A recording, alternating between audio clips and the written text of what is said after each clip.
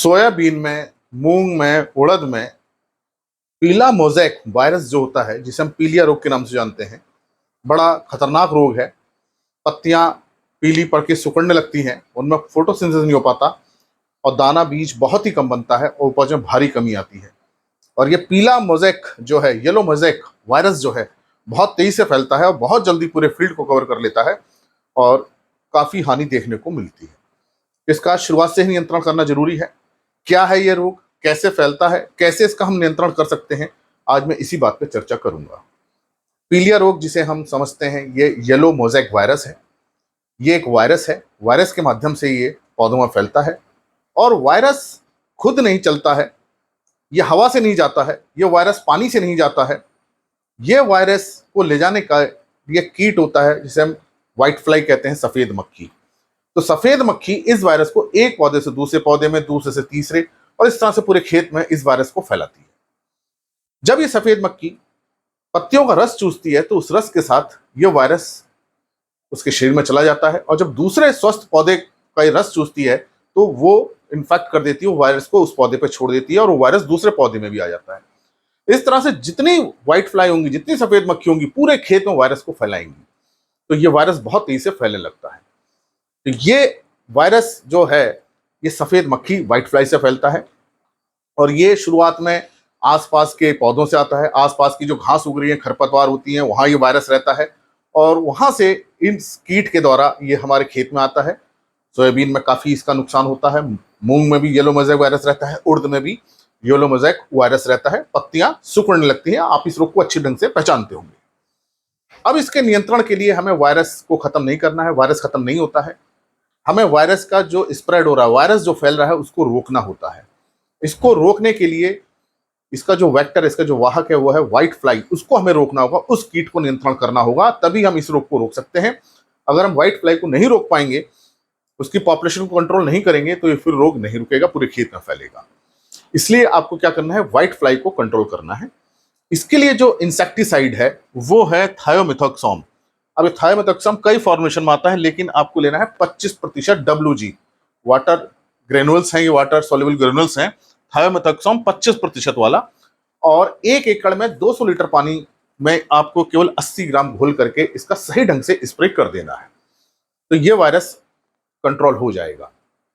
और दूसरा स्प्रे आप करीब 8 से 10 दिन बाद कर सकते हैं। तो ये 2 स्प्रे से व्हाइट फ्लाई कवर हो जाती है, कंट्रोल हो जाती है। तो इसका आपको ध्यान रखना है, थायोमिथॉक्सोम 25% वाला।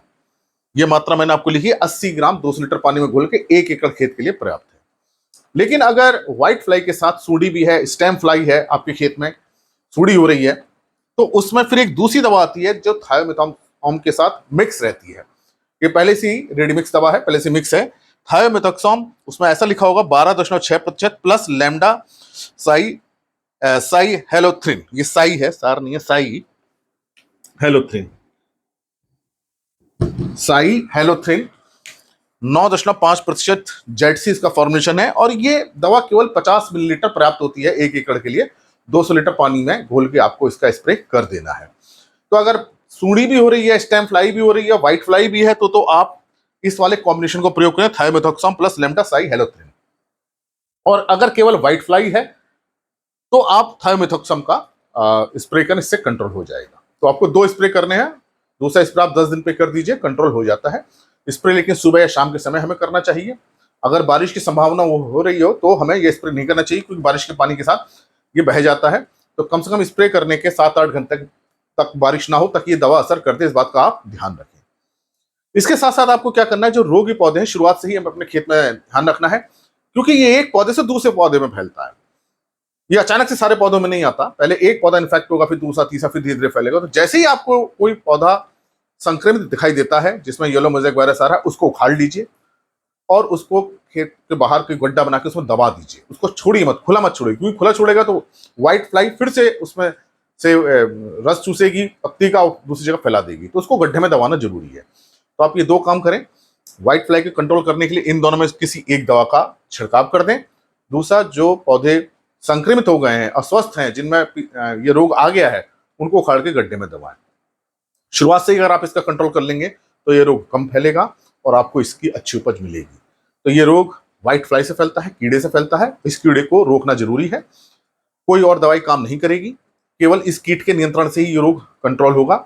आप सोचें कि कोई फंजीसाइड, फफूंदीनाशक हम कोई दवा डाल दें, कोई ग्रोथ हार्मोन डाल दें, या कोई हम खाद का स्प्रे कर दें, या किसी ग्रोथ हार्मोन का स्प्रे कर दें, उससे कंट्रोल नहीं होगा। ये केवल व्हाइट फ्लाई जो कीट है, ये जो सफेद मक्खी है, इसके कंट्रोल करने से ही ये रोग रुकेगा। तो आप इंसेक्टिसाइड का स्प्रे करके व्हाइट फ्लाई को कम कीजिए और ये रोग रुकेगा।